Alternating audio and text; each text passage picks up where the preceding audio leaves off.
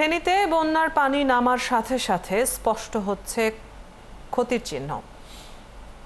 আশ্রয় কেন্দ্র থেকে মানুষ ফিরছেন নিজ ভিটেমাটিতে, কিন্তু ঘরে ফিরেই তারা পড়ছেন নানামুখী সংকটে। ফসলের ক্ষতিতে খাদ্য সংকটের আশঙ্কা আর বিশুদ্ধ পানির অভাবে বাড়ছে পানিবাহিত রোগ। অন্যদিকে বন্যার জন্য দায়ী ৩৬টি বাঁধ ভাঙার বিষয়ে উঠেছে অনিয়ম ও দুর্নীতির অভিযোগ। ফেনী থেকে ফিরে সবুজ মাহমুদ জানাচ্ছেন বিস্তারিত। ক্যামেরায় ছিলেন আলী ইমাম।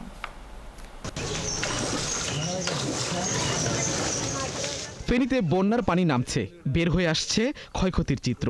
বন্যা কবলিত মানুষের দুর্গতি চরমে। এখনও অনেকের বসতভিটা পানির নিচে। সড়কগুলো ক্ষতিগ্রস্ত, চলাচলে না নৌকা না কোনো যানবাহন ব্যবহার করা যাচ্ছে। ছাগলনিয়া উপজেলার পাঠাননগর গ্রামের লাকি আক্তার 4 দিন আগে ছিলেন আশ্রয় কেন্দ্রে পুরো পরিবার নিয়ে। বন্যার পানি নেমে যাওয়ায় গত রবিবার বাড়ি ফিরেছেন। শুরু হয়েছে ঘুরে দাঁড়ানোর যুদ্ধ। অ্যাসাইনমেন্ট মেম্বার তো বলে নাই কার কমু, যদি আনারা যদি দয়া করি সাহায্য করেন তাইলে হ্যাঁ মুয়ারি নয় আর কিনারে তো আর কিছু হইতে কনে দিব। লাকির ঘরের চারপাশে এখনো বন্যার পানি। ক্ষতিগ্রস্ত হয়েছে ঘরের মেঝে ও আসবাবপত্র। রান্না করার উপায় নেই, কারণ মাটির চুলো এখনো ভেজা। ঘরে আমরা বিডা বাই ভাঙ্গি হয়ে গেছে, এই সাইডে দিয়ে হয়ে গেছে, এই সাইডে দিয়ে হয়ে গেছে। আর আনের চুলে আর রানি এ দূরের জন্তু বাটা দিয়ে খাইতে আরিয়েন না। বন্যার পর সৃষ্টি হয়েছে বিশুদ্ধ পানির সংকট। হাসপাতালগুলোতে বেড়েছে চর্মরোগ, ডায়রিয়া সহ বিভিন্ন পানিবাহিত রোগীর সংখ্যা।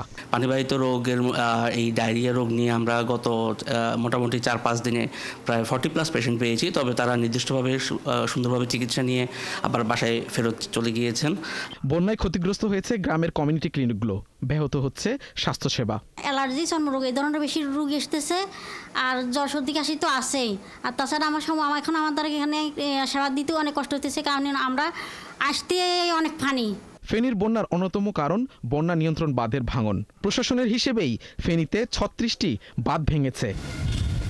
ক্ষতিগ্রস্ত বাঁধগুলো দ্রুত সংস্কারের আশ্বাস দিলেন ফেনীর জেলা প্রশাসন। বন্যা নিয়ন্ত্রণ বাঁধের যে সকল স্থানে বাঁধের ভাঙন তৈরি হয়েছে, সে সকল স্থানের বাঁধ মেরামতের জন্য জরুরি ভিত্তিতে পানি উন্নয়ন বোর্ড ব্যবস্থা গ্রহণ করবে এবং যত দ্রুত সম্ভব এই বাঁধের ভাঙা অংশগুলো মেরামতের জন্য পানি উন্নয়ন বোর্ড প্রয়োজনীয় ব্যবস্থা নেবে।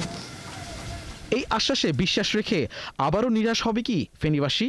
গত বছর ফেনী সহ 11টি জেলা বন্যায় প্লাবিত হলো। এরপর অনেক সরকারি অর্থ বরাদ্দ হলো, বাঁধ নির্মাণ হলো, কিন্তু শত শত কোটি টাকার সেই বাঁধ ভেঙে এবারও ভাসলো ফেনী। বাঁধ নির্মাণ করলে কারো না কারো পকেট ভরলেও ফেনীবাসীর যে কোনো লাভ হয়নি তা তো দৃশ্যমান। দরকার টেকসই সমাধান। সবুজ মাহমুদ, 71, ফেনী।